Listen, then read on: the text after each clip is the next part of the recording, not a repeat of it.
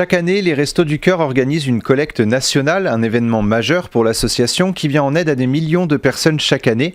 Pour la collecte 2021, les Restos du Cœur cherchent des bénévoles et pour en parler avec nous, je reçois aujourd'hui Serge Mallet, délégué régional Île-de-France et Normandie des Restos du Cœur.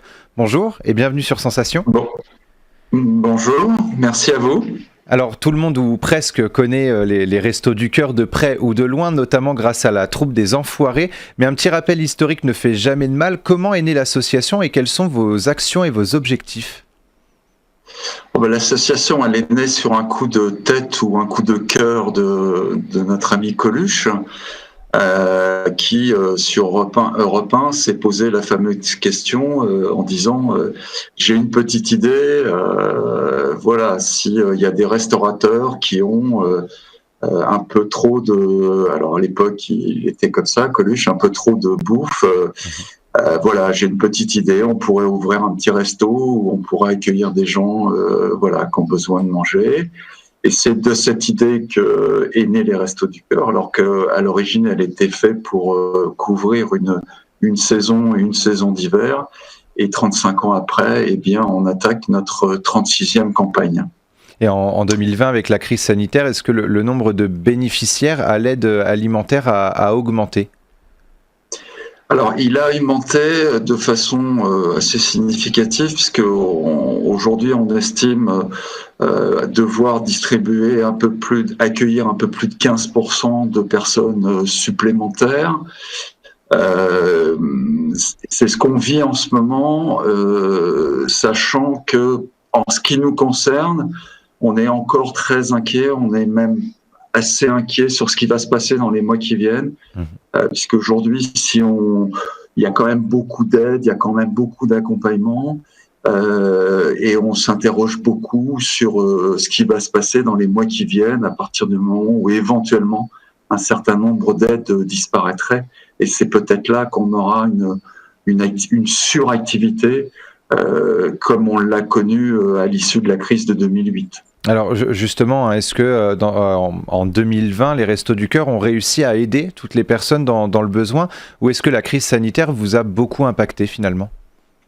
Alors, on a réussi à aider tous les gens qui avaient besoin d'être aidés. D'abord ceux qui venaient régulièrement au Restos du Cœur, plus ces 15% de personnes accueillies supplémentaires. On a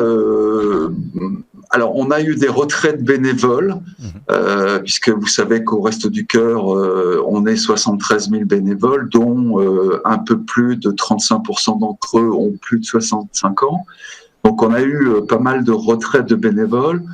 En contrepartie, on a eu beaucoup d'assistance de jeunes qui étaient au chômage, de personnes qui étaient au chômage, d'auto-entrepreneurs, etc. Donc on a pu jouer aussi beaucoup, nous appuyer beaucoup sur cette solidarité.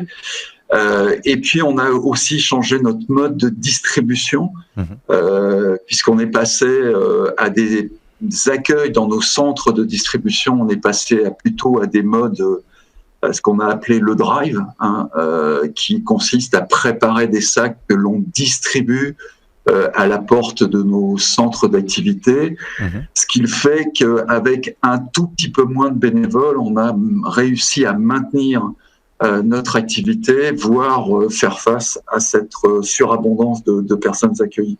Et chaque année, vous organisez une collecte nationale. Cette année, ça se passe les 5, 6 et 7 mars dans toute la France. Pourquoi mettre l'accent sur cette collecte nationale ? Parce que pour nous, c'est un moment clé. D'abord, c'est un moment clé dans la communication des Restos du Cœur, puisque c'est groupé aussi avec la diffusion du concert des Enfoirés. Donc, c'est un moment extrêmement important pour les Restos du Cœur, à la fois en termes de messages, en termes d'images et en termes de communication avec le grand public.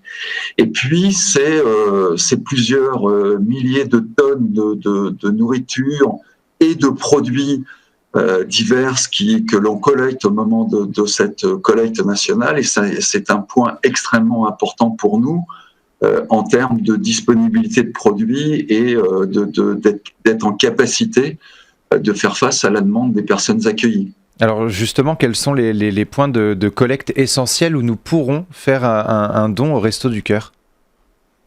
Alors, je ne sais pas répondre en détail à votre question parce qu'elle est évidemment cette collecte par définition elle est nationale et elle est géographique. Mhm. Disons qu'on travaille avec la plupart, on a des conventions avec la plupart des grandes et moyennes surfaces. On est très présent aussi dans les petits hyper, les hyper de proximité. Voilà, donc ce sont généralement dans toutes ces surfaces plutôt petites et moyennes que l'on va nous retrouver. Voilà, donc ce qu'il faut, c'est que les personnes, mais elles connaissent, hein, les personnes qui vont régulièrement dans leur super ou dans leurs hyper ou dans leur market, savent en général là où nous trouver. Et puis on a pas mal de distributions aussi de petites affichettes ou de flyers qui permettent de bien nous identifier en termes de collecte. Et lors de cette collecte, les citoyens peuvent donner ce qu'ils veulent au Resto du Cœur, mais vous avez constitué une liste depuis déjà plusieurs années pour la collecte de produits non périssables ou avec une date de péremption longue. Quels sont les aliments préférables lorsqu'on veut donner au Resto du Cœur ? Bon, il y a tout ce qu'on retrouve hein, de façon traditionnelle, hein, tout ce nous on appelle les compléments, l'huile, les chocolats, les cafés, le lait, etc. Donc il y a tous ces aspects-là. Donc je dirais tous les denrées qui ont effectivement des dates de consommation longues, donc surtout pas des produits frais, parce que si on était en surabondance de produits frais, on aurait des grosses difficultés en termes de stockage. Mmh.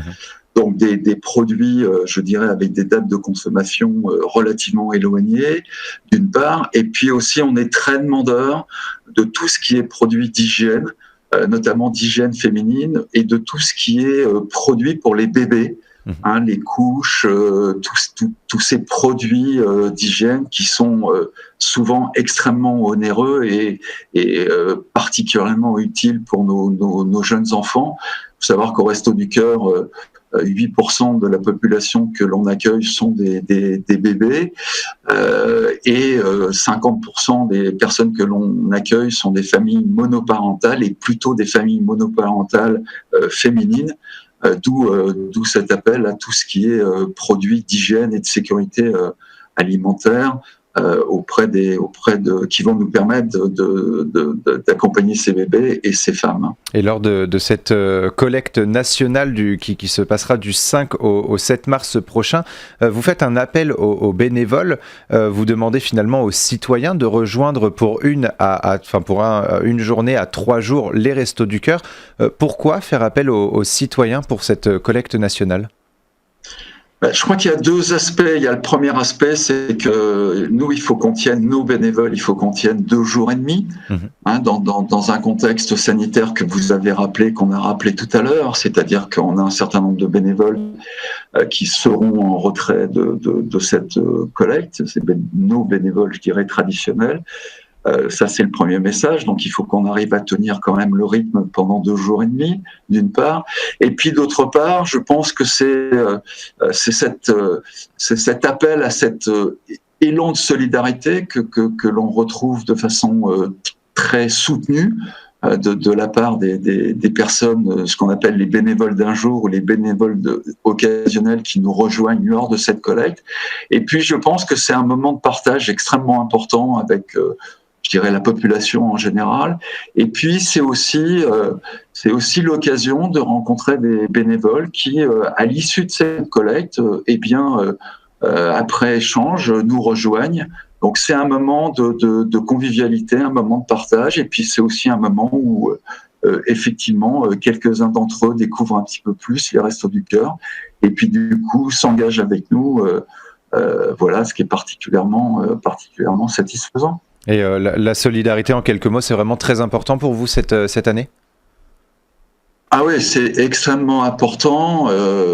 C'est extrêmement important parce qu'effectivement, le contexte est difficile. Il est difficile pour nos bénévoles. Hein, voilà, on vit des moments qui sont... là, ce matin, on a dû fermer l'un de nos centres en Île-de-France parce qu'on a détecté des cas Covid.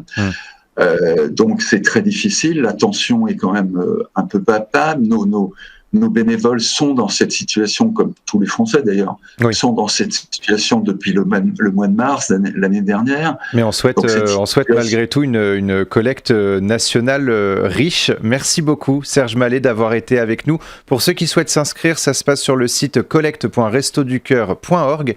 Et pour revoir ou réécouter cette émission, rendez-vous sur notre site et application Radio Sensation.